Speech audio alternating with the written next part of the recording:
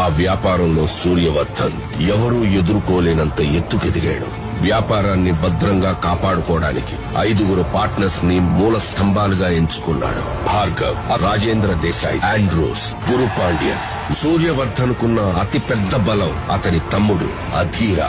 అతని సామర్థ్యంతో కట్టిన ఈ కోటకి సూర్యవర్ధన్ కొడుకు గరుడ చేయి తోడైంది.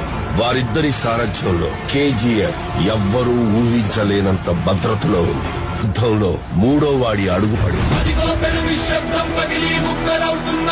వాడు చెప్పుల సైజు చిన్నదైనా వాడు అడుగు పెట్టాక దారి పెద్దదైంది.